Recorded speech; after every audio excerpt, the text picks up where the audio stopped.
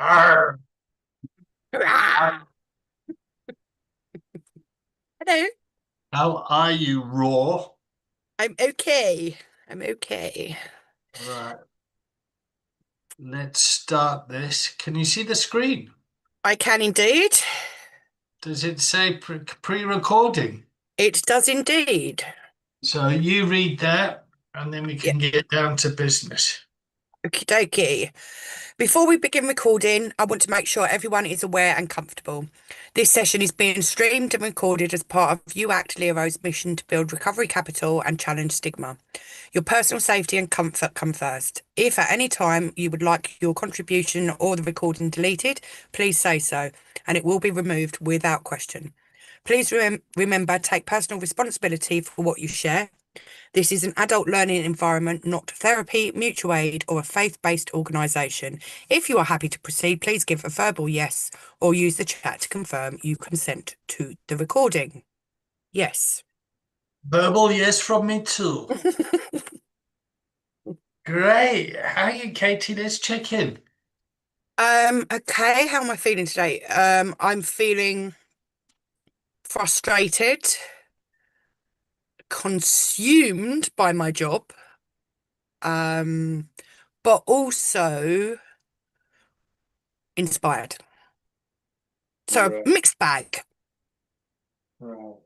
I'm checking in tired. I'm looking forward to going down to my mum this weekend. I did the first in-person training at the London Recovery Coaching Campus, and Raw certainly made good use of that.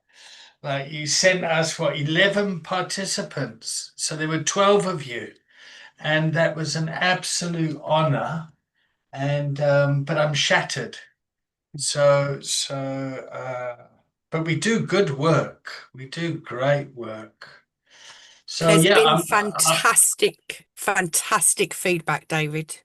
really Really, good. really Oh, please good tell me. feedback. Yeah, Please tell me. everyone that I have spoken to found it really, really good. Really good. The connections, everything you did. And they expressed that the first day, the first morning, it was a little bit, what the fuck is going on here? I warned them that they probably would think that at the beginning. But then they really found their space in it. Um, one of the guys I spoke to who struggles with his anxiety being in spaces like that, um, found his place. And even when he got a little bit anxious, he commended you on bringing things back to where they need to be. Um, so that was really good. The social chat had been going off about it, sharing things about it and how grateful they were to be able to be part of it and meet the other organisations as well. They found that really, really useful too. So huge success. Huge success. Wonderful, wonderful. Daisy, I'm so pleased you're joining us. Would you Yeah, like to would you like to check in? yeah. I'm feeling all right. I'm on holiday tomorrow, so just counting down the seconds until Morocco, I, here we come. until I go away. We've still got to pack. I haven't done any packing yet. And I leave at 2 o'clock tomorrow morning. So I got to go and do that in a minute. But no, 2 o'clock in the morning. yeah, Fucking yeah, hell, that's a good start. yeah. Wow, what a nice breath when you say, yeah. Okay. Well, I'm so pleased it's the two directors of Raw here. And I'm so pleased that you're here on the systemic wellness practitioner side of things. And so we did the first face-to-face 2 day sober companion training, which was designed to be free to bring people together to basically showcase what it is that we do. And I'm so grateful for you both for being there because you both know what we do. Yeah. Katie, you've done the online route. Yep, and Daisy, you've done the in-person route. So I was so grateful that there was such a good turnout. And yeah, it kicked off from the moment we started. And personally, I'm exhausted from holding the container, holding the integrity of the training, and the chaos that goes with it, that's going to build the resilience for your volunteers that are working within your Lero. And thank you for dancing with me. Daisy, I'm not surprised you had a migraine on the following day. I'm not surprised. And yeah, and I really just personally want to thank you for making the effort to come, Daisy, as well. And yeah, so if it's okay, I would like to unpack that a bit with the two of you so we can come up with the training path. So you've got volunteers, sober companions, peer recovery coaches, systemic wellness practitioners, and you two are directors of this organization. Yeah. And I really wanted to put across the concept of a PLERO, a professional lived experience recovery organization. So, so yeah, it's an absolute honor to yeah, I've done the workshop with you guys. Hello, Jade. Let's see if Jade's camera comes on. Am I happy to use here while you're going into there? There you go. There she is. 2 seconds. Oh God, I'm having such technical difficulties. Is my microphone even on? Yes, your microphone's God, on. hi. We can hear you. Yeah, Yeah, sorry. yeah. Loud and clear. Would you like to check in, Jade? Yeah, checking in. Okay. Yeah, I think I'm okay. I don't know. It's hard to tell. Okay.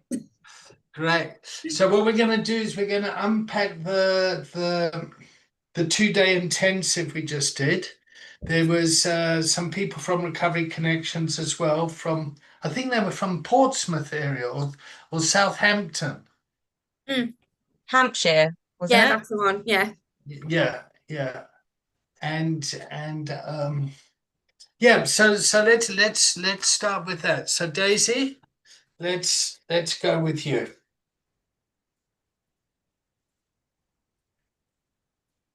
It was good. What, what do you want me to say about it?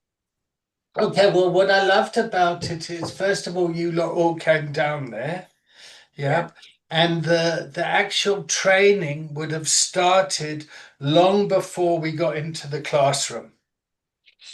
Yeah, they would have been talking amongst themselves, what is this training? How are we going to get there? There would have been all that coordination that needed to happen before you actually got into the classroom. And a lot of those skills there are sober companion skills. We got to get from here to here. What trains do we catch? Where are we getting the tickets from? How do we get from the station? We're catching a cab, and I don't even know where your lot all came from. I mean, they sound like you bought half a Kent there. They were all over the place. Yeah. Yeah, we did bring a lot of people. It was, and it was fantastic. So what's some of the feedback you've got? Because I think the first thing that happened was when we started the walk the line process and we said, what is being sober? I mean, the container went off. It just blew everyone's minds, didn't it? No one knew what was going on, I think. I think from the feedback from especially the first half of the first day, when we went to lunch, everyone was like, what is this? What are we doing? This is chaos.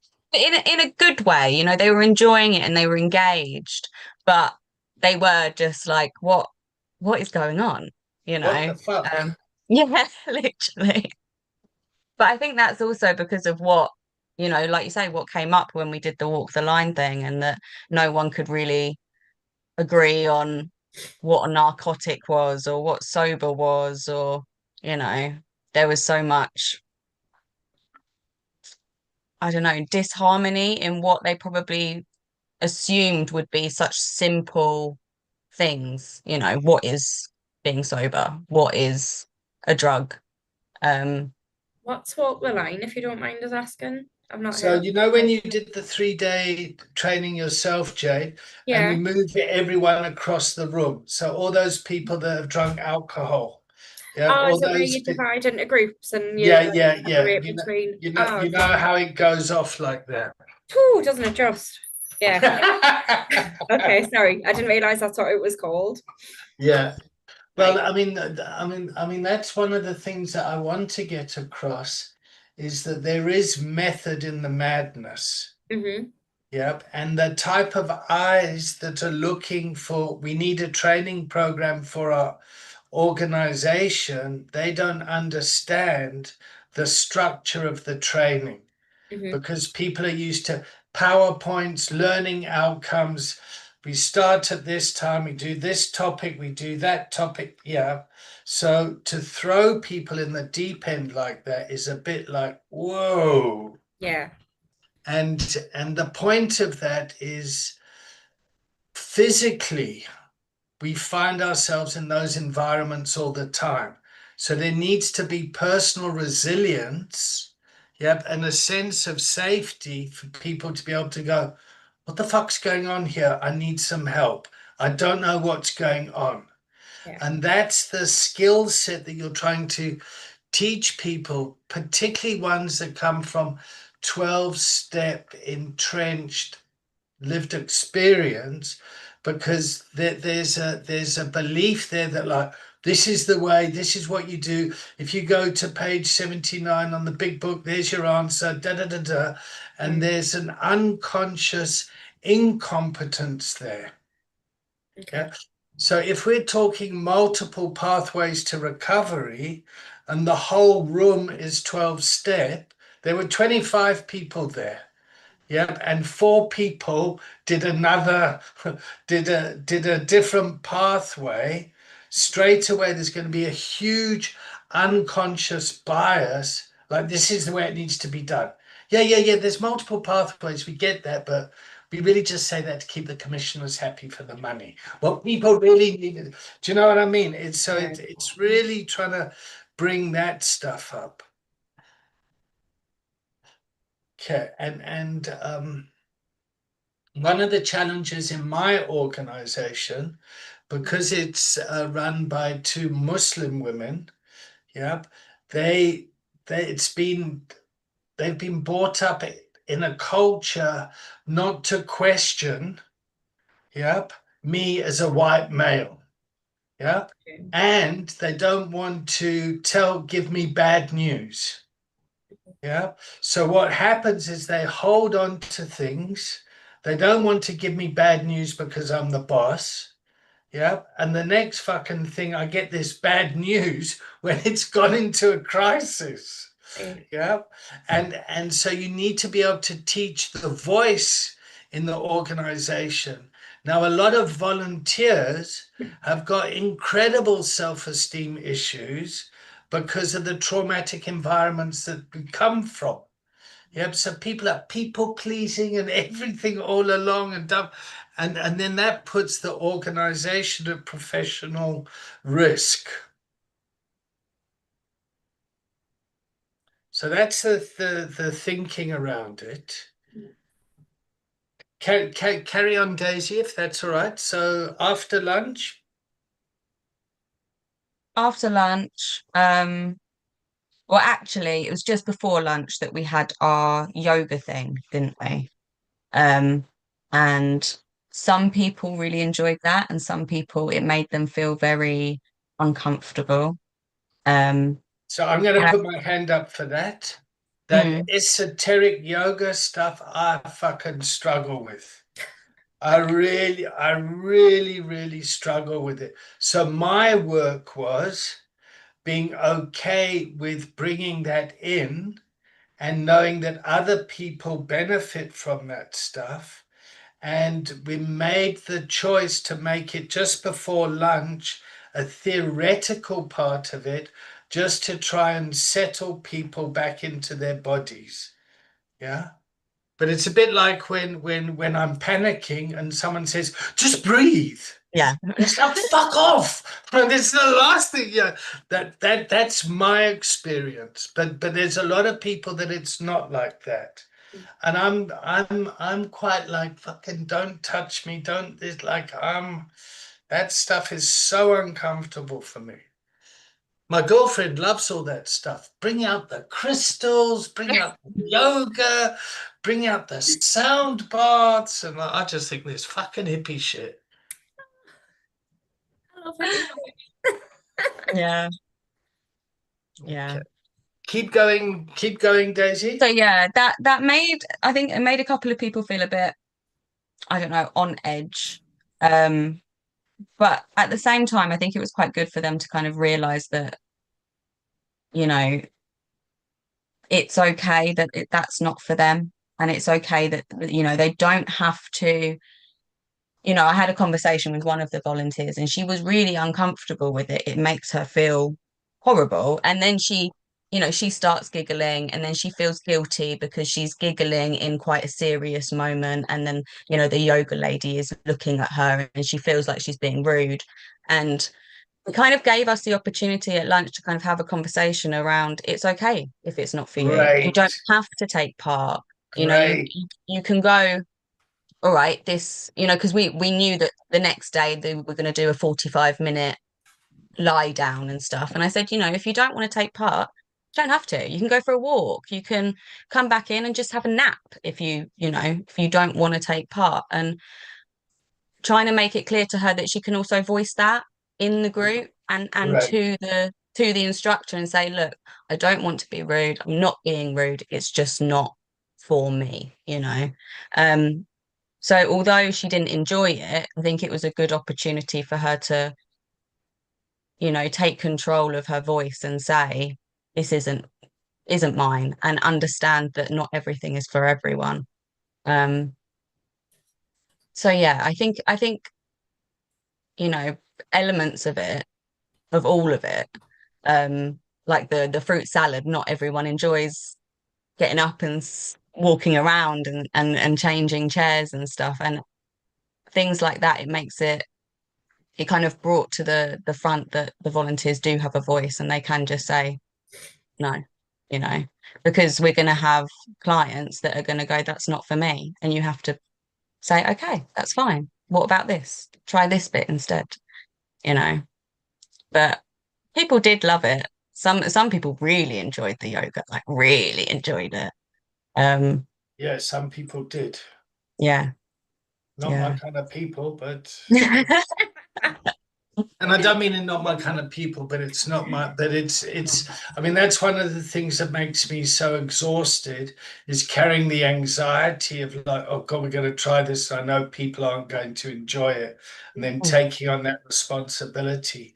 Daisy, it's great that when you go out for lunch, you're still processing the information. So they're talking to you as a leader and a director of this organization. And that's great practice as well. Yeah. And talking in an authentic way about it. Yeah. And another setup that I do is that fuck off David piece. Yeah. Where I try and get them to tell me to like the reason for that is to try and bring me down from to swap it, like fuck off David, I don't want to do it, to try and give some agency to that, because a lot of people in learning environments are, yes miss, I understand, and actually they don't. And so that's the point of that. So great. So you all came back after lunch. Yeah. And also what happened at lunchtime, I asked the locals, the Battersea people, to help escort the visitors to local shops. And they all just fucked off and did their own thing and left you lot standing. Oh. Yeah. So yeah, so that's another acknowledgement to see, like, so you want to be a sober companion, but when someone comes into your area to visit you, you're just caught up in your own shit. What the fuck's that about? Yeah. Yeah. And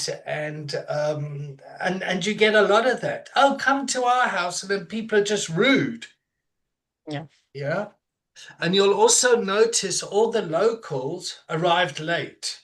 All the people that came from out of town arrived early or on time. They were like it's such interesting dynamics to watch.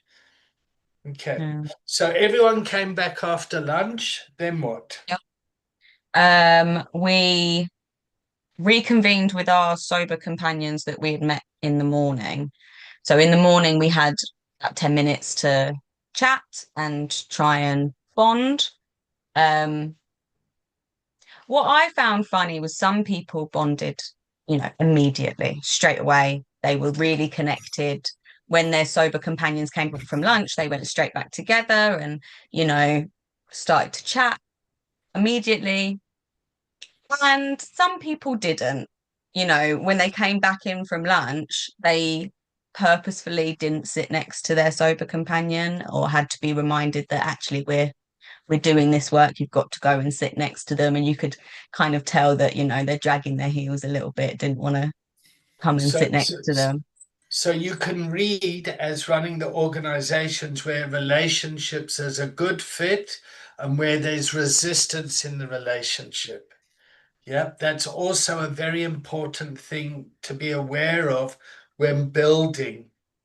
Yeah. Now, if everyone's buddy, buddy, buddy, it might be a good thing, it might be a bad thing. Sometimes it's a good thing when people are mismatched in a way because it gives you opportunity to, like, all right, I'm at my edge here. Yeah. But also you can partner somebody up, which triggers all sorts of undercover stuff. Yeah. So what we're looking for at the end of lunch is, does everyone come back? Yeah. And do you know where your companion is? And some people didn't know. So what kind of fucking sober companion are you if you've lost the person you're meant to be looking after? Like, what the fuck, people? Do you know what I mean? It's that. So you got to stay awake on this sort of stuff. Okay. Mm. Keep going, Daisy. This is such great feedback. Okay. And then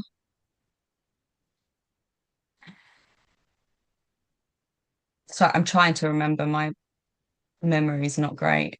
I'm also trying to remember. So yeah. I think didn't we were having another chat with our sober companion and we were supposed to say how they felt about something, Oh, right. Yeah. Okay. I think. So that was about listening to them. Yep, listening to how they were feeling and then feeding it back. So you've got out with your sober, the person that you're companioning, and then you've got to feed back to management or leadership. Okay, this is this person, what they're feeling. Some people didn't even remember the name of their companions. Like, it's really important you remember the person's name. Yeah. Okay, so you lost them after lunch. You don't know their name, but you can tell us they're feeling angry and frustrated. Well, I'm not fucking surprised. Yeah. Yeah. And then I think after that we did the fruit salad for a little bit. Yeah. So the fruit salad stuff is because after lunch, people often fall asleep. So it's keeping people interactive and moving to keep the container alive. And people are exhausted. Okay. Yeah. And then after that we split into our organizations, Into didn't your we? organizations, great. So the Yeah. purpose of that was, okay, now we're all together. What is it that our Lero needs? And then we spoke about external Lero recovery capital. So we had Raw, we had Recovery Connections, we had Pier Road Recovery, we had the Somerset Boys, we had okay, so you've all got different Leros now. Yep. What are the common recovery capital resources that you lot need? And what we were also trying to do there is to get you guys to talk by creating a container. Now, the raw container, you had 3 groups inside your 11 groups. Yeah, so there were 11 of you there, 11 of you there, yeah. But people were all talking amongst themselves. So there were like 3 or 4 triads that were inside that. How was that for you leading it? Difficult, Very actually. difficult, eh? It was hard. It was first of all hard to get them to check in, which just seems ridiculous because they do it all the time. You know, whenever we have a meeting, everyone checks in. And just getting that out of them was hard. And then they were like, well, what do we talk about? And, you know, I'm trying to pull topics or say, what do you want to talk about?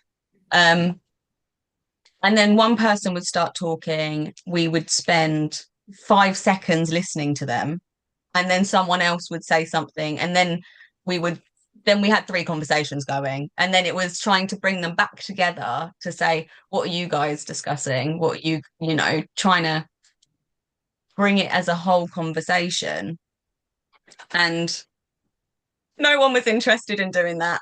They just wanted to have their own chats, you know. It was and then fucking impossible trying to yeah. And then it got to the point where obviously you were coming round to each Lero to say, what have you been discussing? And everyone just looks at me going, are you going to say something? And I'm like, well, I don't know, because you're all chatting amongst yourselves. And that's one of the burdens of leadership, Daisy. It's one They're of like, go on, pull something out your ass and make us sound like we've been doing what we're meant to be. Brilliant. Thanks, guys. I love the support. And that is the setup. That is the setup. Okay. So well done on that, Daisy, for experiencing the burden of leadership there and trying to make sense of the mess, of the chaos. Yeah, it's this population is very hard to dance with. Yeah.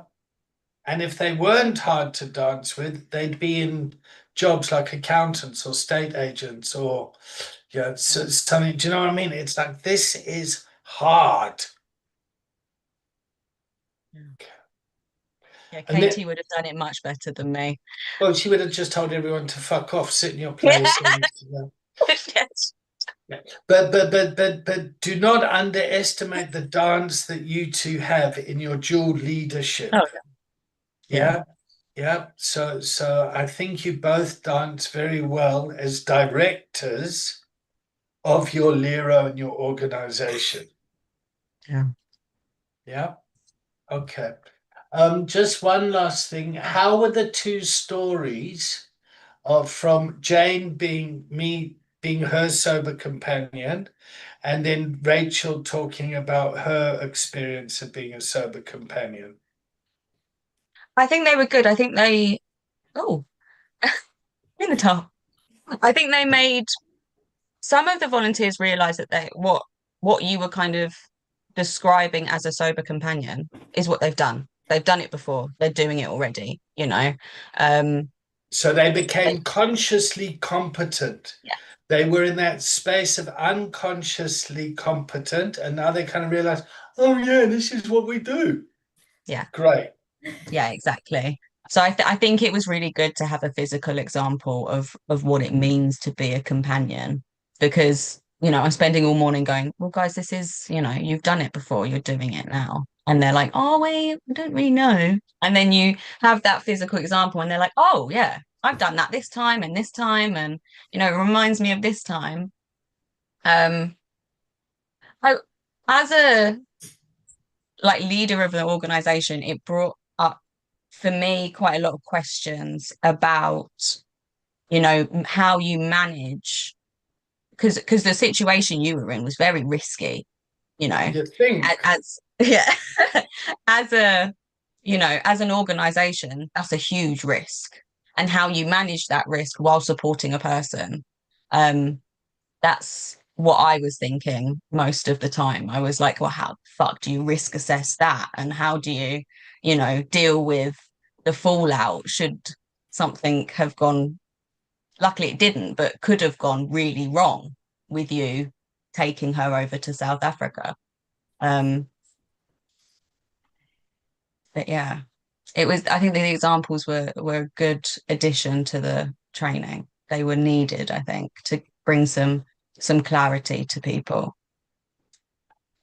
And what was I enjoyed about this, the examples as well, is how far the industry has developed.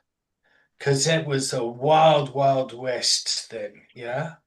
And now it's just the Wild West. Mm. But that was the Wild, Wild West. Yeah. Yeah. And yeah. And the call I made personally at that time is, well, what if you don't do this? Is this person going to die? And to be quite honest, it was very high stakes. And it's not something I want to be doing, you know, just because it's so much, it's fucking hard work. Yeah. All right, wonderful. And then you drove home. Yep, you all went your separate ways. Some people went on trains, some in taxis. How did that work? Yeah, so it worked out cheaper to get 4 people in a taxi than it would have to send them on a train. So they got a taxi, everyone else got trains. Um, yeah, it And was what did fine. you talk about on the trains? Um, We Not did. much, to Okay, be so honest, people were just you know. Yeah, pretty much. We got the train from Clapham Junction to Victoria and we were chatting. Then there was a dog on the train, so we talked about the dog. Um, and then from Victoria home, which is, you know, 2.5 hours on the train, it was headphones in, leave me alone. We were done. Okay, great. So when you're doing sober companion work, sometimes your client and yourself is completely fucking exhausted, and it's just sitting with them while the train is traveling or the plane is flying or whatever. Okay. All right. And then I got your message at 5:20 that you had a migraine, you weren't coming in. And then, so good communication to me. Thank you for that. And then I was able to observe who arrived and then to see who was going to step into the leadership position for your crew. Yeah. And then the journey continued. Yeah. Mhm. I like to think the container came together and it kind of all started to make sense. We did do another yoga session, which landed a lot better than I thought it would for the majority of the class. Yeah. And the point is people stayed to the end. Yeah.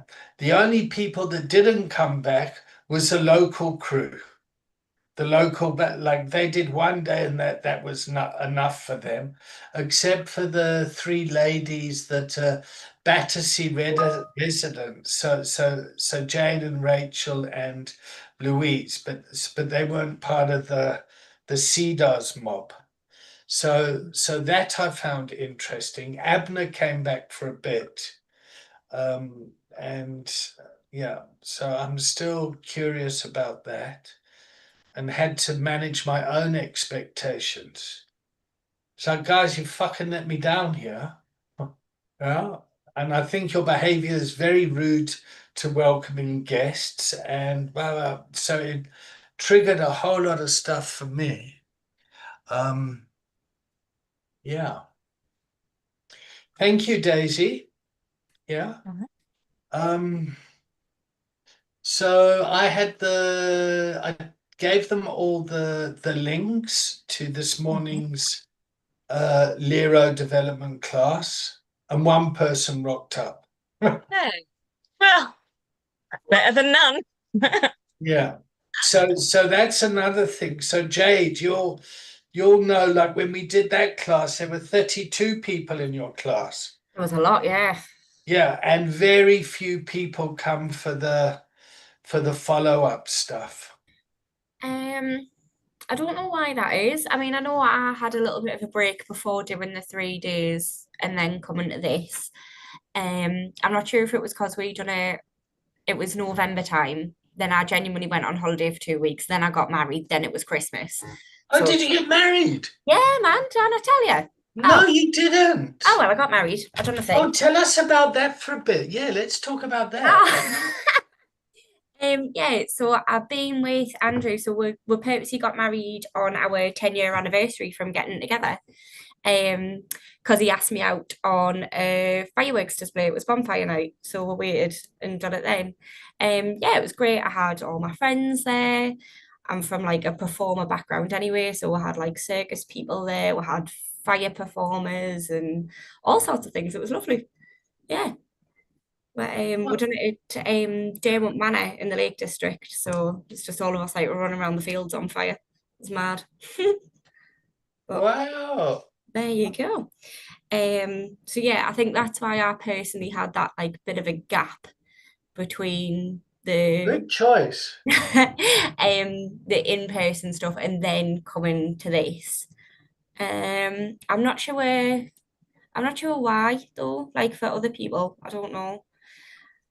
Because like I say, there was 32 of us, so a canny chunk of people. So how we've worked around that, yeah, is people need to do. So there are three things people need to do. They need to do the theory. Yep. They need to do the practice, the classroom stuff, and then they need to go through the personal process. Mhm. Yeah. And a lot of the reason people need to go through the personal process is because we're going out and working in environments where our stuff gets triggered. Yeah, Yeah. I found And it really triggering on them 3 days. Like incredibly, yeah. I was not a well person, and that's okay. Wasn't intentional. But it was also quite cathartic. I think it maybe's needed to happen and be brought up because it's made us, like you used the word resilient earlier, it's made us more resilient in like real life practice. The easiest bit I found, which apparently other people are struggling with, was the theory side of it, the like downloading the app and going through. And I was like, oh, this bit's easy. But I don't know if it's just because I've been to uni before and don't mind doing what other people refer to as like the boring bit. So And so people go through the theory, they go through it in their own time. At the end of it, they get a certificate saying they've gone through the theory. Yep. Yeah.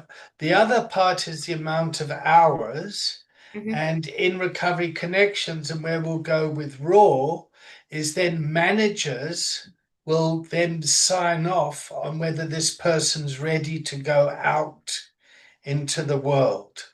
Yeah. So there's the learning environment is a mixture of us and the organization. Yeah. Because we don't know if this person's good or bad to go out there.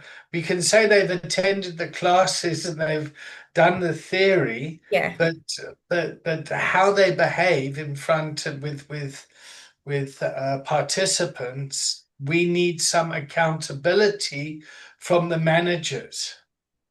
Yeah.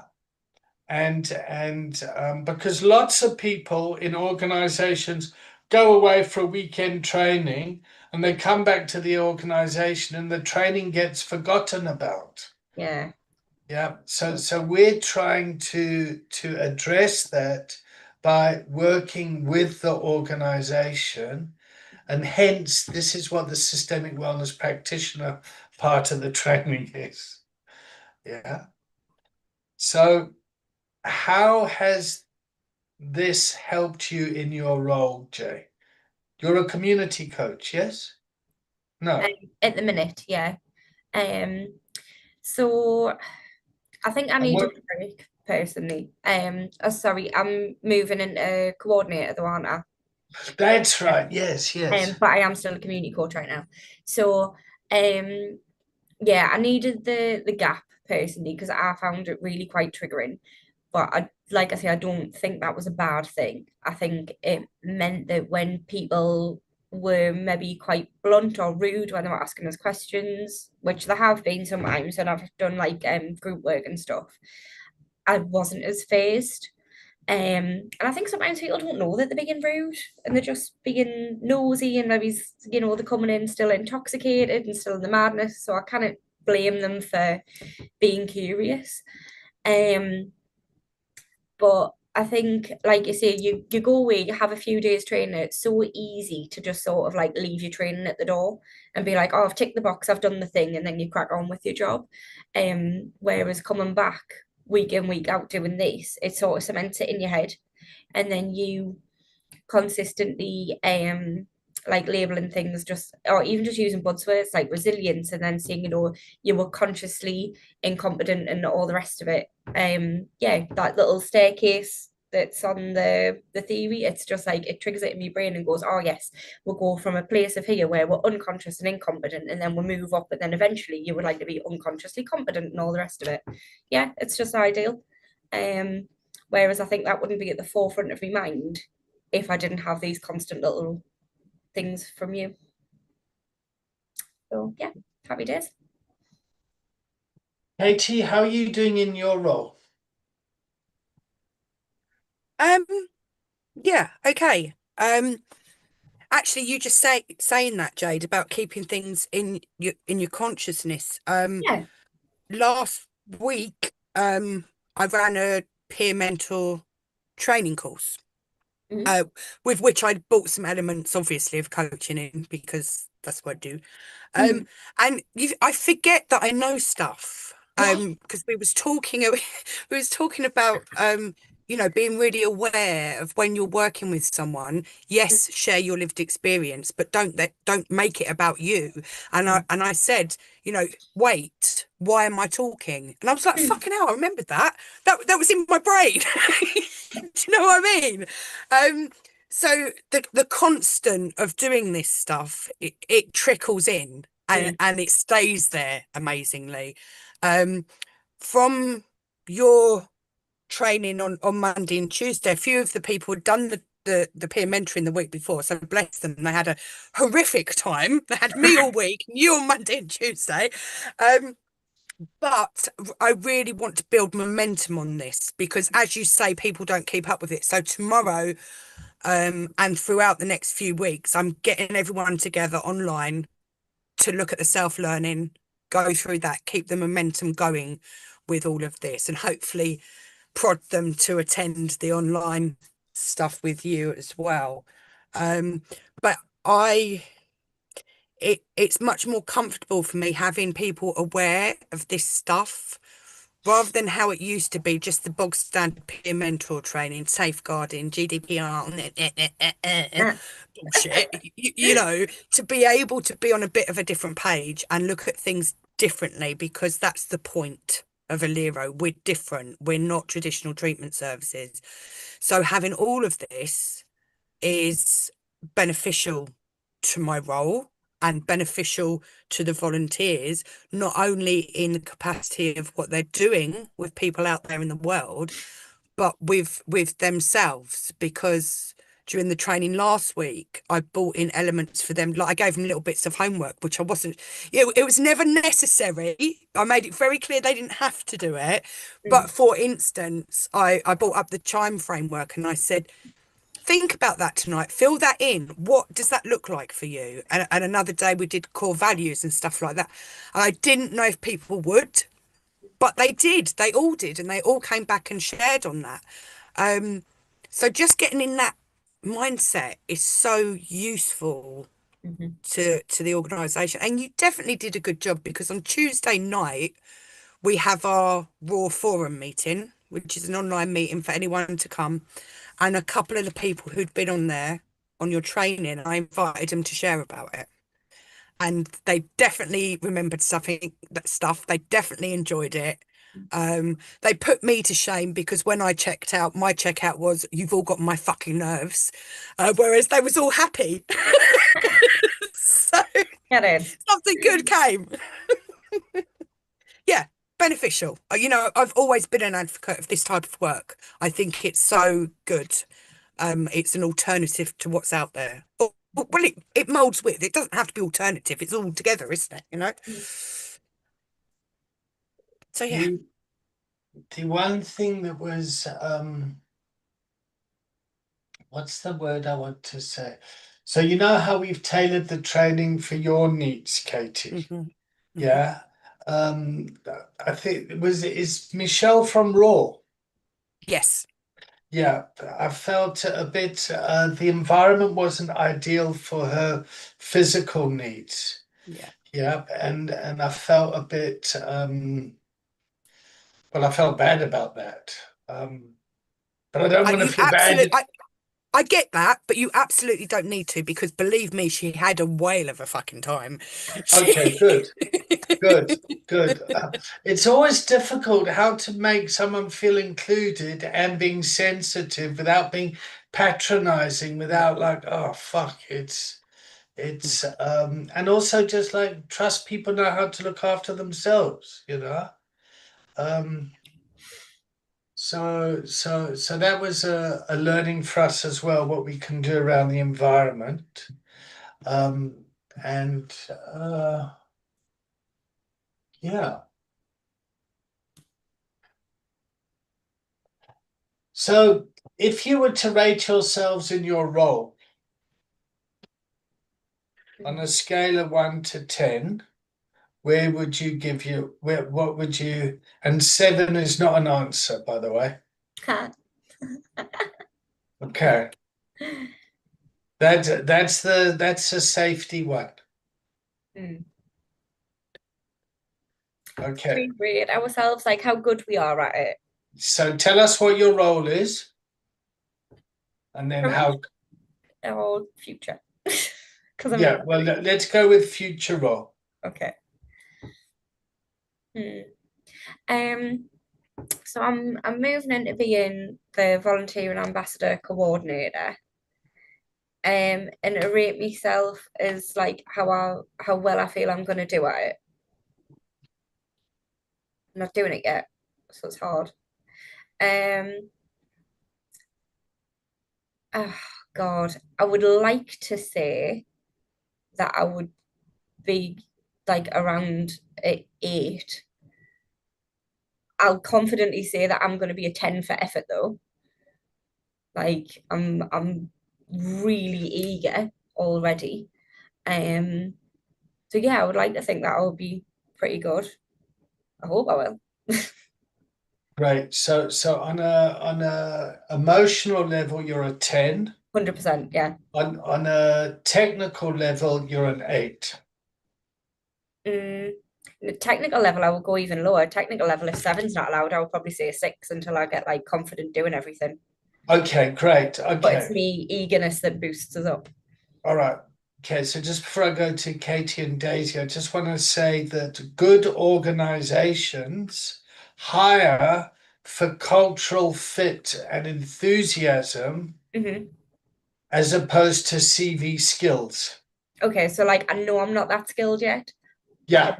Want to And as long as the organization develops that skills, so if the person's the right cultural fit and they're willing to learn, you get much better return on your investment than paying for somebody whose CV meets all the requirements, but Yeah, they're the don't. wrong cultural fit. I really don't. But like I say, I'm a 100% effort already. Like I'm going for it before I even started. So Wonderful, wonderful, brilliant, thank you. brilliant. Okay, who's going first? Daisy? Oh, well, Daisy's just switched her screen off, so that's you, She's Katie. abdicated it. Yeah. So my role is executive director and volunteer coordinator. So On let's my focus on the executive director stuff. Okay, let's do that. That's your stretch, Katie. That's yeah. So it's Did you very see how she sighed there, Jane? yeah, Mm, It was like, yeah, because oh, yeah. I've got like a 6 in my head for some aspects, organizational, perhaps being direct, keeping people on target, that kind of thing. But Mhm. I feel I'm a 9, which is, I can't even believe I'm saying that. Um, but a 9 with my connection and guidance to the volunteers, the training I facilitate with the volunteers, and the relationships I have with the volunteers. So it's definitely a 2 scale. Yeah. At yeah. 6, So, that organisation, that other stuff needs work. The other stuff I'm confident in. so as a director of your organization, developing the workforce to deliver on the task, you're on top of your game. I think so. I think so. Where you It's might, the other stuff that's yeah. okay, so your stretch is your 6. Mm. Okay, so what is it that you need to work on in your 6? For sure, I need to work on my organisational and time management. Mm. Definitely. Um, I can. What does that mean? That means that I am someone who writes things down on 3 million notebooks that I have that I need to remember to do because they come up and my brain just goes, right, I need to write that down. And I'll write that down and then I'll change notebooks. Yeah, I'll change notebooks or exactly that. That's And then fine. I'm like, yeah, and then I'm like, fuck, I've forgotten all about that. Haven't followed it up. So I need, and also overstretch. I overstretch myself. I will have days where I'm having to have meetings with people, supervisions or coaching back to back to back to back because I want to get people in. I want to, again, feeds into my people pleasing thing, let's get them in, let's get them comfortable, let's, work on them, all of that. So those are things I definitely need to work on. I also definitely need to work on being more forthright with people. Daisy always says I tell people off without telling them off, and I'm good at that. But I do need to find a little bit more of directness with holding people to account for what they're doing. Have That's to what remember I'm that is scared part about. of my role as well. So I'm very aware of what I'm good at and what I definitely need work on. I think that's the thing I'm most fearful of, the idea of holding people accountable and like telling people off. Mm. I, that- I don't know how I would broach the subject with someone if they were like overstepping boundaries or doing something that wasn't within our, core values and guidelines. I've never had to do that before. I've never been in a above someone position. So I'm scared. It is scary. It is scary. And I think, if you're anything like me, Mm. that, I want people to like me. I want people to Yeah. be my friend, blah, blah, blah. It's really difficult. And, I think I know I've got to work on that. Mhm. I mean, I think I can manage it in some ways. Like I say, I kind of get people to see it themselves. What do you think is not working here? Blah, blah, blah.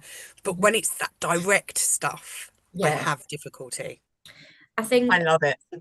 I know you have no problems with Oh that my at all, God, no. Daisy. so. Not at all. So Daisy, do you not feel like though if you do that with someone and you already have like a really good rapport with them and they come to you and tell you things, that you maybe going to push them away and they're not going to like you anymore and not going to want to open up and talk to you again in the future because you've sort of scolded them in the past? No, because I think there's a big difference between telling someone off disrespectfully and undermining the value that they do put in to Mm. just being like, look, this is what you did wrong.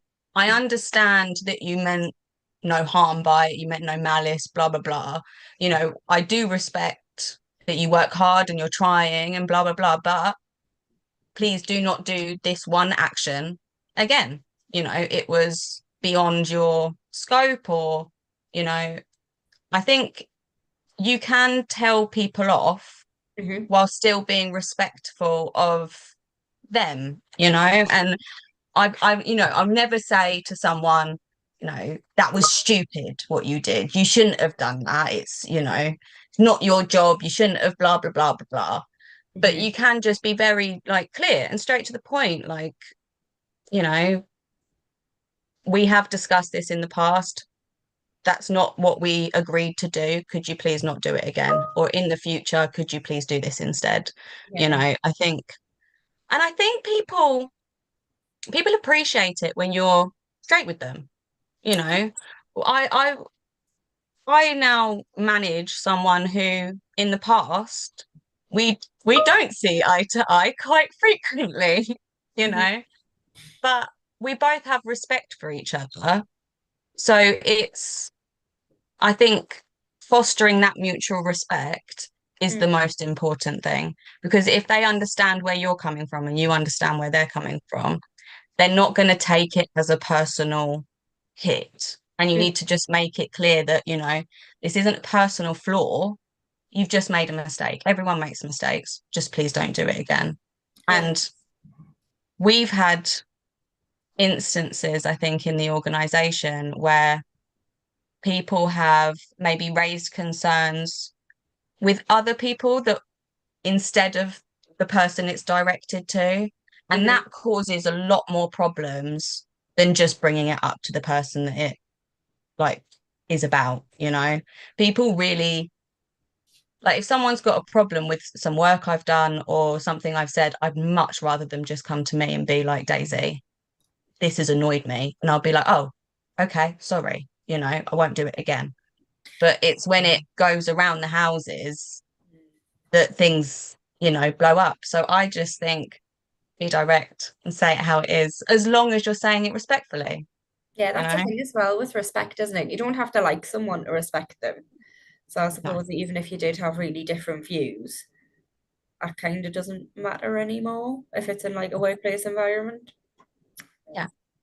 Whew, it's gonna be scary. I'm not looking forward to I it. mean, it's fine. I literally just had words with someone 10 minutes ago, and we don't see eye to eye on the topic, and that's fine. I explained my position, he explained his position, and it's one of those situations where it's done now. He thinks I'm angry. I cleared it up. I'm not angry. I saw it I'm one way. not angry, I'm disappointed. I Oh literally, I no. said that to him. But Oh we God, have I'd a die. rapport that I can say that to him, And I think that's the thing as well. You need to understand the relationship dynamics Mm. and approach it in a way that is suitable for that relationship. Because there are some people I wouldn't speak to in the same way as I would other people. Mhm. Some people I'm very, that's great, guys, but please next time, could you? And then there's other people where I'm like, don't do that again. You're pissing me off. You disappointed me. That must take So a I long think, time though to like build them relationships and work out who you can say what to and where you can go. Like, I Did you don't think that see? happens Did you see overnight. how Daisy used her body there?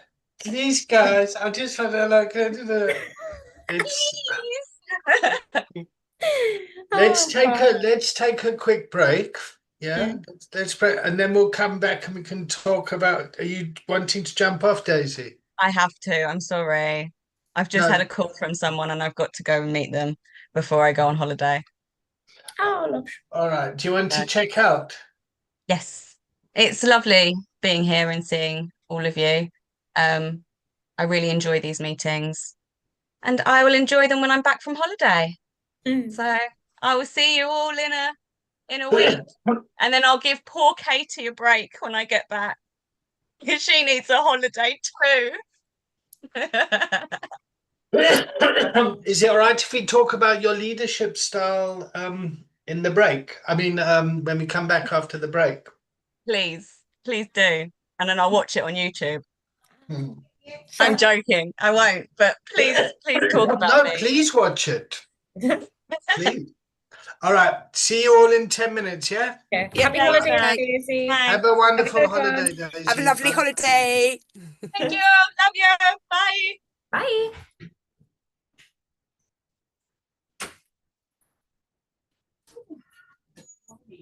I looked in and I said to her, Jade, I'm going to mute you just in case you got company secrets there.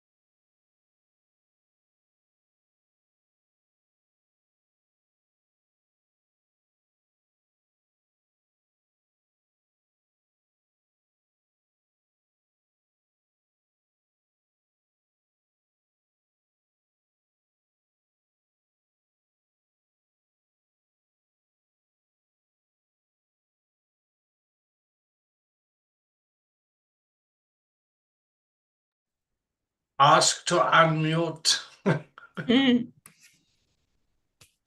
not even muted, I don't think. No, I muted you because and I thought, oh, we don't want to hear the company secrets of. Hey, no, it's me sitting by myself eating bourbons, literally.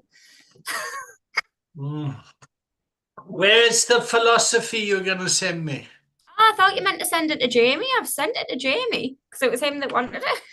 No, I said I wanted it. Oh, well, I've sent it to Jamie as well. Sorry, I'll dig out the email that I sent him and I'll send it to you. Is there anything in particular, or are you just nosy No, about I'm what just I really personally- curious in your world and how you're thinking and David, my world is a mess of many, many different things. It's yeah, like all my different elements added together are absolutely insane when I think about it.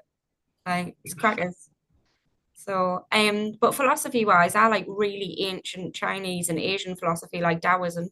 That's my remit. So, okay. but you've Alright. just said that you don't like yoga and like hippie nonsense. So, That's a very far way from the type of philosophy and Ayurvedic stuff and yeah, Yeah. that's why? What was it that you'd read? well, I mean first of all my criticism is around the kind of the westernized treatment form of yoga. Okay. So actually how something like that has been kind of boxed and packaged. Mm. Yeah, and it's Just white middle class, middle aged women. yeah, they're kind of Karen yoga. Yeah, the yummy mummy nonsense where yeah. That's yeah, and it's completely judgmental on my side. And the human experience for everyone is like, I mean, people are in pain, no matter where they are in the environment. But So I got into it because I done circus performing. So I done aerial, which is like the big long silks that you wrap yourself up in. And I needed a way to like stretch out and stuff after I would injure myself. So I started doing yoga and then looked more into like the Hindu side of it and things like that, and then ended up going down a bit more of a spiritual route than just a stretchy route. So yeah, it's quite interesting. Oh, I think it is personally. I know it's not for everyone. And the type of yoga we did now, I think, was it Hatha yoga? Yeah. Where basically we just lay there and breathed. Yeah. And it was more like a guided meditation. So anyway, all right, so welcome back. Let's check in. And then I want us to talk about leadership. Cool. Yeah, our roles because you're going to be leading people, Jade, and Katie, you already are leading people. And to be a good leader is a mixture of leadership and management. You've got to be both. Yeah. So I check in. I'm enjoying this. I'm enjoying this class. I'm going to tag Katie before she passes out. Thank you, David. Yeah, I'm checking in. I am tired. I'm bone tired. And with that is an underlying bubble of frustration and irritability and all of that crap that comes with it. But I'm aware of it. So that's always a good thing. That's what I tell people. I'm aware. But yes, I'm enjoying this. Appreciate it. Thank you. Tagging you, Jade. Yeah, checking in good. I've just been presented with loads of biscuits when I went in the kitchen before, so that's always a positive. Yeah, I think I am like genuinely really good and I am doing things, which is always a positive. But I do feel a bit like I hate transitional periods. I think I'm too impatient. and I want everything yesterday, which isn't ideal. So I'm trying to force myself to be patient, but at the same time, I'm wanting to run before I can walk. So I'm like frustrated and want to go and want to stop, and so my head's a bit like all over the place. But that's okay, because I've got biscuits. Cool. All right. So let's go for say 20 minutes, half an hour. Yeah, we don't have to go for the full hour. But who is a leader that you really admire? Does that have to be someone that you both know, or can it be? No, Someone in my head it can be anyone. It can be like your mother, it could be a friend, it could be a person in a novel, it could be a movie star, it could be Yep. somebody that's alive, somebody that's dead, like whatever. So someone immediately came to my mind there. Her name's Helen. She's a burlesque dancer. And she does like workshops and dance classes and stuff for people. I've worked with her a few times before when we've done like performing things together. She used to work for a company called Dance City, and she's a bigger lady. And the dance community weren't very supportive of her because of our image. And it's a really bitchy community, to be honest. So she set up our own company called Fat Ballet. She does specific workshops. She runs our own group. She does lots of things for dancing, fitness, wellness, exercise, all that sort of stuff. And it's geared at people who were normally shunned from that because of this Instagram model perfect thing. And she has just led the way in this sort of fat dance movement that she's created in the Northeast, and it's mint. So yeah, very niche, I know. Katie? I'm having real trouble with this. I remember when you asked this some time ago, and I, at that time, said Bill Wilson, because I admired his visionary status. I admired how he brought about a movement, actually, that was very independent of outside influences. I kind of still feel that. I think as it's the way it's developed since then, but then that doesn't affect what he did, or do you know what I mean? All the leadership people in the environment I'm in now, I don't see a good leader. Neither do I. And that makes me sad. That really makes me sad that I don't have someone that's like there in my head. But I guess I would have to say you, David, actually, because your style, you know, what you bring to this environment, to Lero's in general, I admire that, because you've taken the rule book, you've screwed it up, and you've made something beautiful out of that. And I know you've not done that independently, and I'm not blowing smoke up your ass, but you know, I do. And everything I do when I'm training people or working with people, you're there. Do you know what I mean? You're there, and I'm trying to emulate that in some ways. Probably means I call people a cunt far more than I should. Get in. But yeah, I mean it's found, you know, that stringent leadership without compassion, with looking at the bigger picture and all that, doesn't sit well with me, and I don't see many people that don't do that at the moment. If that makes sense. So my Ubuntu style leadership is something okay. Love So that. thank you for the comments and thank you for the projection. And it's certainly something that you recognize within yourself. Yeah. Yeah. So you value authenticity, you value fucking not leaving anyone behind, you value telling people to fuck off when they're pissing you off, you value rigorous honesty, you don't like fucking um people blowing smoke up your ass for the sake of, let me know where I stand. I feel, yeah, does that make sense? So those are your type of leadership values. Yeah, Yeah. absolutely. Yeah. And Jade, you're quite kind of similar, and Yeah. you value this woman Helen because she's also gone kind of fuck the system. I'm big and fat and I can dance, motherfucker, and I'm going to.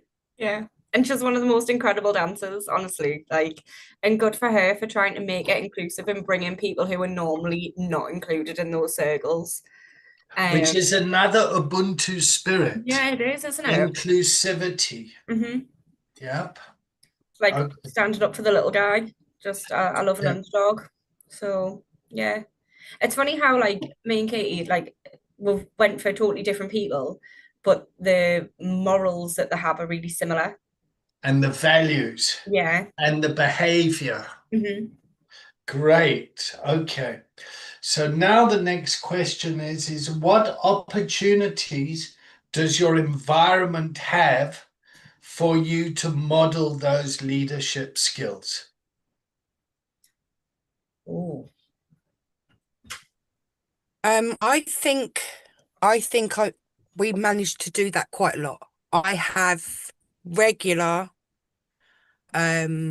development, coaching, whatever meetings. I do have 2 hours a week with anyone who wants to come along.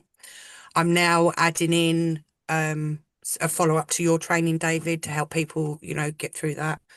We also have casual meeting that people can come to just for fun. So that's all modeled within that. We very much base it on these kind of sessions.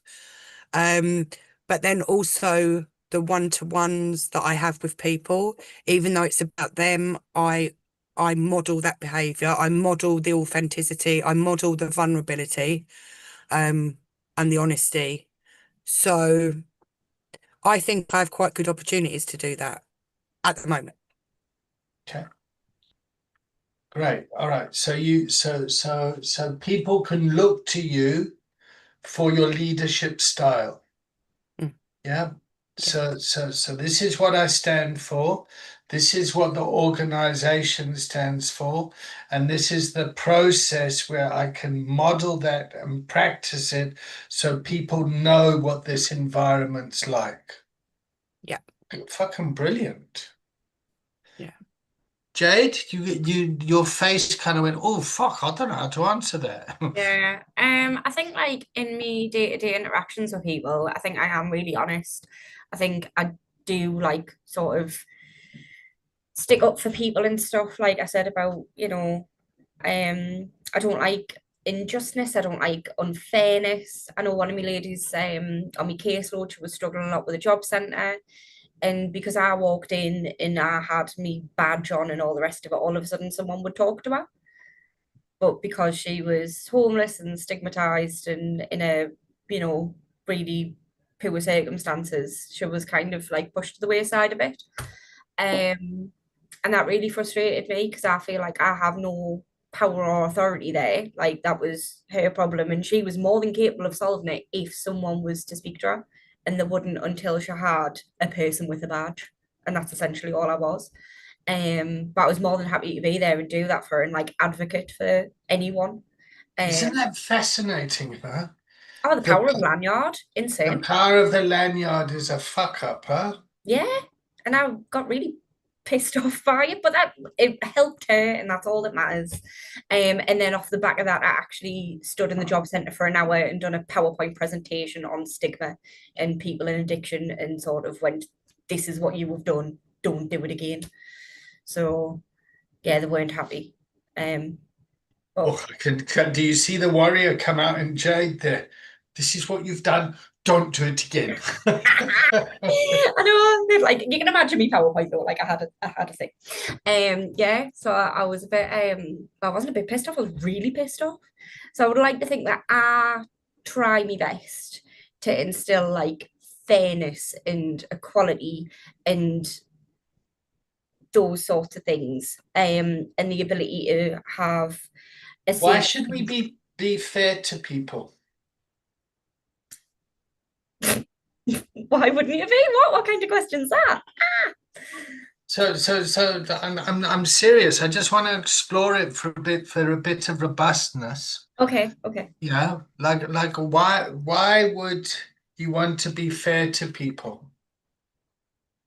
Because I believe that everyone should be treated not the same, because that isn't fair, but to like try within a way that meets their needs. When they've come to us for a service and they're asking for help, if they've been brave enough to do that, then it would only be fair for me in return to do everything I can to help them. Okay. Morally Katie? just, isn't it? It's morally just to Yeah. treat people fairly. It's yeah, morally. I don't believe that treating people fairly means treating people the same. I think that's a totally different thing. If we're treating everyone the same, if we had a meeting on the first floor and everyone took the stairs, that means the people in a wheelchair can't come. So you Yeah. treat people differently. Equity, Yeah, isn't exactly. it? Give equity. And I think that, giving people opportunity just means that they can progress and grow. And why wouldn't you want the best for everyone? I just want everyone to reach their full potential. So, and I mean, I know realistically that I'm like this much part of that. I'm the tiniest, minutest piece of that. But if I can give anyone anything, I will. Okay, so fuck all those reasons. Yeah, it's all very nice and that. Mm. But another reason is it's really good for business to treat people fairly. You get way more productivity out of your workforce if people are treated fairly. Ooh, okay. I've only It's ever been good for business. I've only ever been a minion at the bottom of workforce, so I've never thought of it from like the top down approach, because I've always been, bottom tier. Who does the work? The minions. Okay. So if the minions are feeling unfairly treated, how does that impact the other minions? Brings down the like work culture, and everyone starts that bitchy, gossipy, we're all unhappy, we're not liking what we're doing, and then productivity goes down. Thank you. Okay. Thank you. I've never looked at it from that perspective though, because I've never been top down. Obviously, I've always been bottom up. Yeah, and that's why in a lived experienced organization, you're trying to go like that Yeah. into servant leadership. So I'm here to support the people on the front line Yeah. with leadership and with management, so we can support them, because when we do that, they can produce better work on the front line. Spot on. I think the problem with Recovery Connections Gateshead at the minute, genuinely, is there's been no one in a volunteer or ambassador coordinator role for nearly a year now. So they haven't had that support or leadership. They've just sort of been winging it for a bit. Okay, so you're coming into the center here. Mm. Yeah, it's like so if it was like that, you'd be coordinating them. Yeah. Yeah, and from top says do this, do this, do this, yeah. But what you're actually doing here is the bottom up is saying, how can we support Jade in her role in supporting the volunteers? Which is essentially what you've been doing, Katie, as well, you and Daisy. It's like, okay, guys, we're going to take you away for training. We're going to traumatize you for 2 days. This is going to be good for you. Trust me. Oh, God. Does that make sense? Yeah. Yeah. So you're not going up into your role, you're coming down into your role. Yep. Guys, I'm going down to become a volunteer coordinator.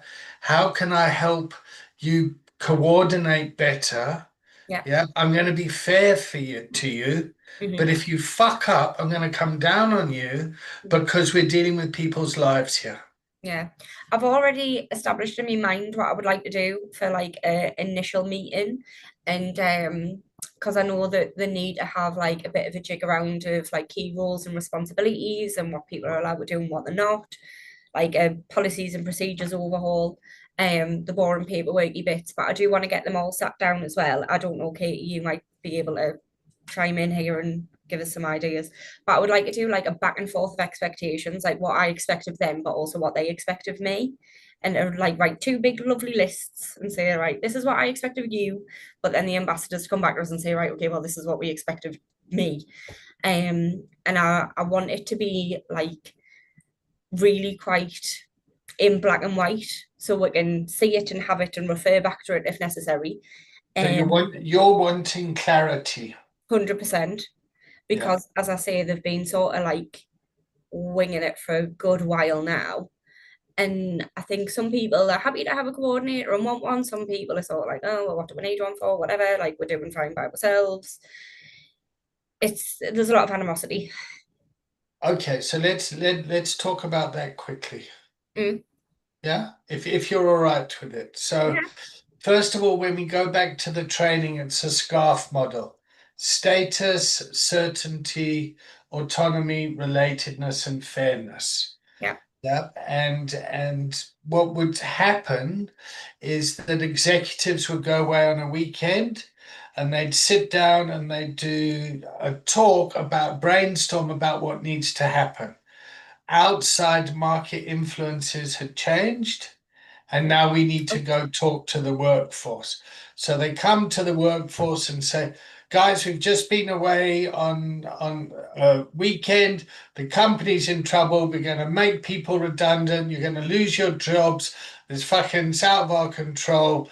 Sort your shit out. And the workforce would freak out because their status, certainty, autonomy, relatedness, and fairness was under threat. Yeah. Okay. But when they came back and they said, okay, guys, this is really difficult for us to do this. Yeah. But there's, the global economy's changed. We're now getting coal from China. Yeah. People can mine it cheaper or whatever. And unfortunately, we're going to have to make changes to our organization. Yep, and some of you are going to be made redundant.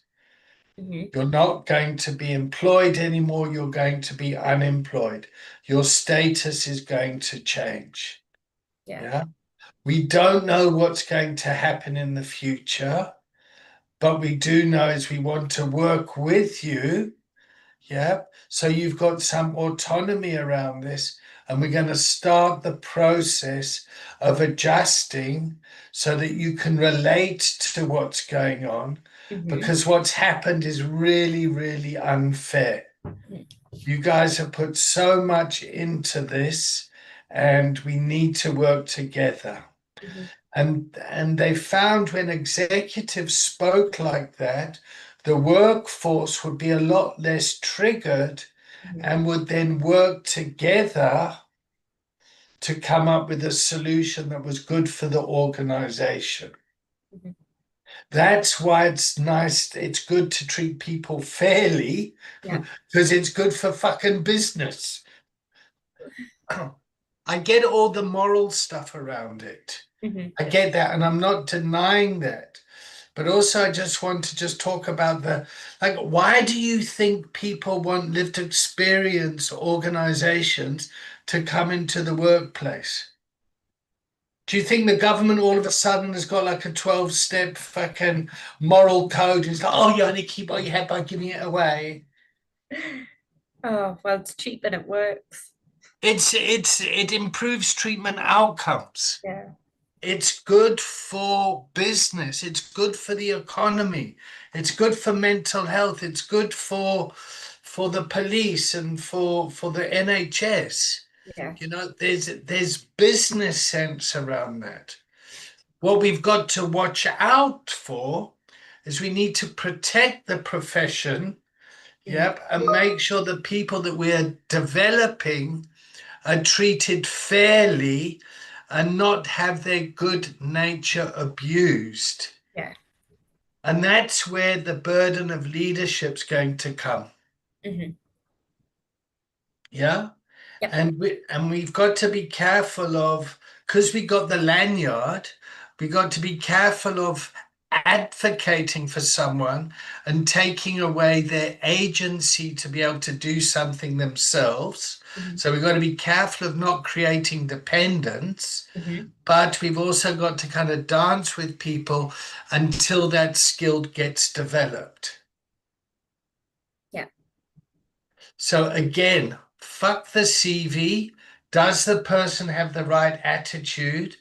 And are you creating the right environment for that individual to develop that skill set that the organization needs? God, thank God I'm recording this. This was pretty fucking amazing. God, I'm impressed. Oh, when you good, you're good. Fucking hell. I like that. My inner critic is kind of going, yeah, David, that makes a lot of sense. No, that was brilliant. No, do you know what I mean? But I mean, there's part of me that needs to big myself up as well and Absolutely. not go, oh, yeah, well, you know, I'm only in recovery and I'm only, yeah, oh, blah, blah, blah. That's a false humility. Mm. Yep. Leadership sometimes is like embracing how powerful you are and advocating for yourself. And I think today's class is more about me than you guys. So thank you for coaching me on this. Katie, can I just ask you, regarding the expectations thing, what do you think of that?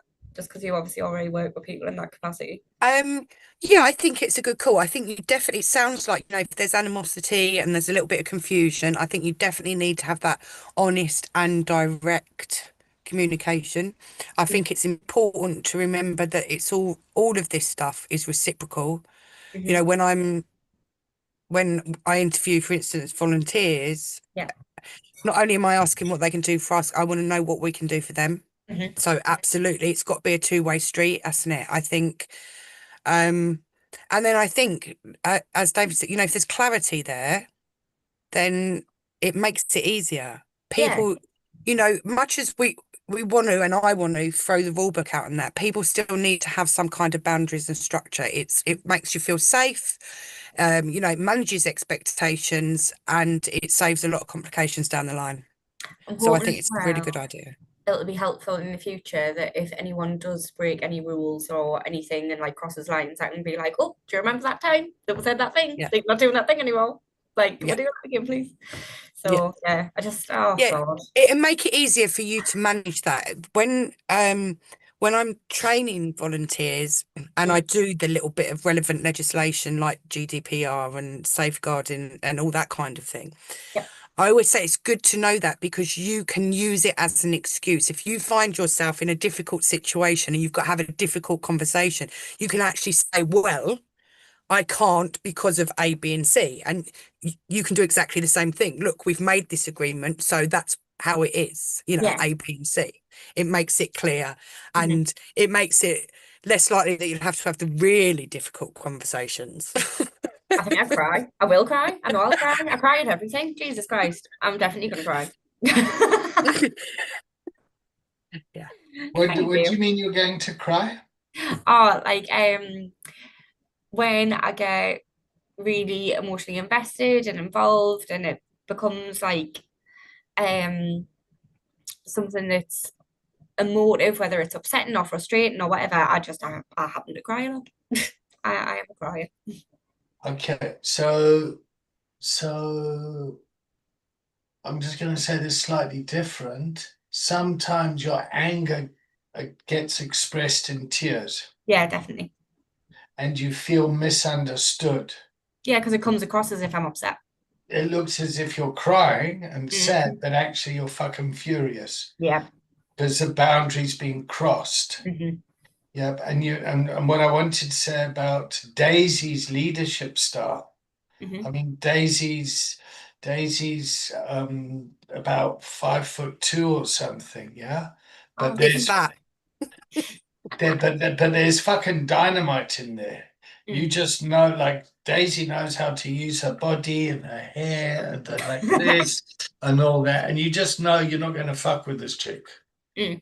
You just like, I mean, if I was to argue with Daisy, I'd just give up straight away. It's like I'm not. There's no point even trying to engage with that. Yeah. Mhm. And yeah, whereas my style is much more aligned with Katie's style. Mm. Yeah, I'm much more kind of manipulative and undercover and use humor as a mask to kind of cut people up in that way. So I feel much more comfortable around Katie because my leadership style aligns with Katie's. My growth area would be to be paired with Daisy. Right. Does that make sense? So remember Yeah. in the beginning, I said when you get paired up with your sober companion, sometimes where there's friction, that's a good thing. Mhm. I feel like I could probably do with more Daisy energy. Yeah. Yeah, exactly. And I think we all could. Mhm. Yeah. and I think that's, as you've said before, David, is how that's why we work, because we are those opposing things and we can frustrate the fuck out of each other, but we also, it works. It Yeah. does work. Because these So are like then two you're sides of the both. same coin. Mm. Sorry, Jade. I'm saying you're like two sides of the same coin. Like it Yeah. is the same thing, but you're just going about it different ways. And I've met that with my counterpart Leanne. Mm. Like she's like fucking hardcore fucking like if you're not in her diary at a certain time, you're not having a meeting. I'm not fucking I'm WhatsApping at 2 in the morning and fuck this and that, and it's like yeah. And we're both fucking autistic in different ways, I would Yeah. say. And but we're good for the organization. Mm. Because I'm never going to be that, and she's never going to be me, Mhm. but we work well together. Yeah. So, is it counterpart? Yeah. Who's your, who are there people in your organization to help balance your shortcomings? So I need to find like the yin to my yang. Yes, I would go for that. Oh, very Eastern Yeah, philosophy. innit? I don't know, Okay. I'm not sure. Like in this role, I'm like a lone ranger. Um, I'm not sure who the opposite would be to go to. So I don't know. Will you have, as a question, will you have like volunteers supporting you or anything like that? I'll have volunteers that I'm supporting, but Well, not I'm that they're just supporting wondering, me.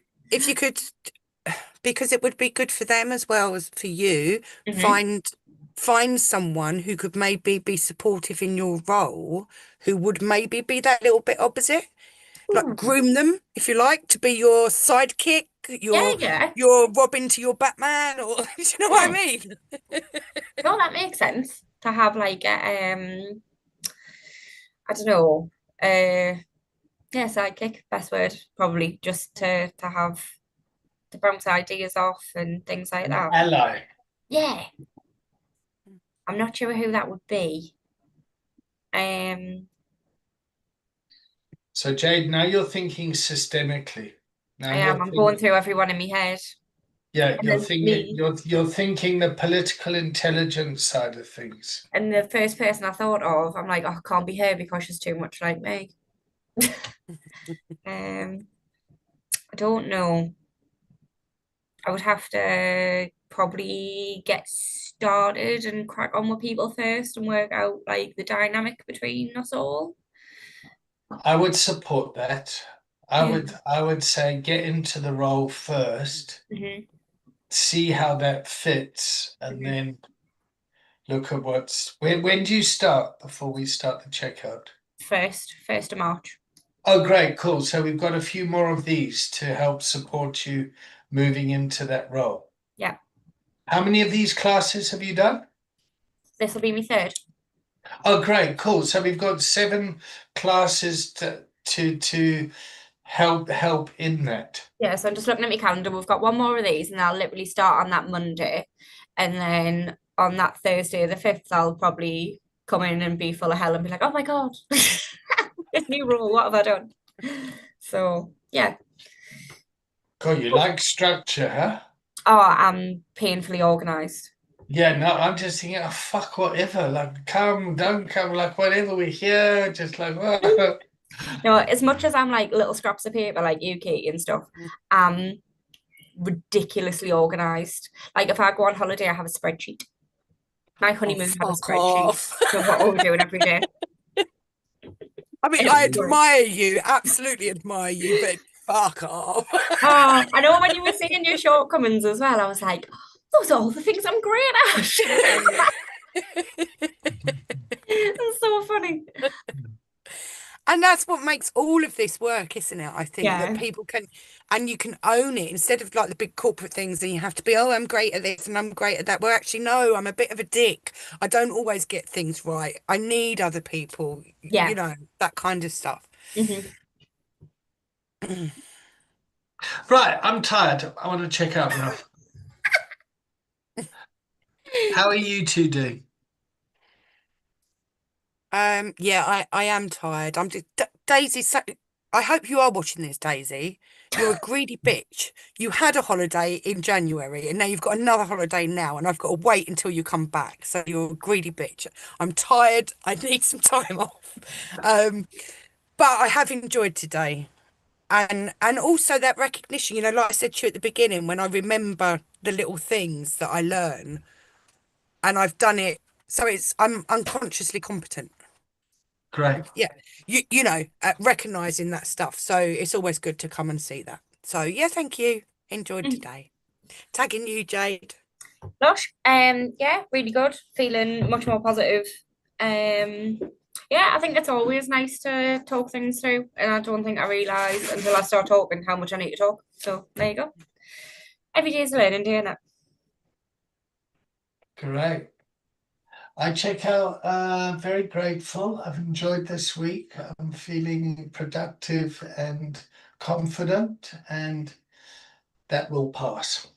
Good stuff, man. And it's usually when I look at my bank account, how how much my anxiety is related to some electronic symbols on the screen. Oh, I say it. All right. Thank you both very, very much. Lots Thank of you. love. Yeah. And see you soon. Yeah, we're Yeah, good yeah. with the recording. Yeah. Yeah, all good. All right. Thanks. See you later. Have a Bye. lovely week, both of you. Bye. Bye. Bye. Bye. Bye.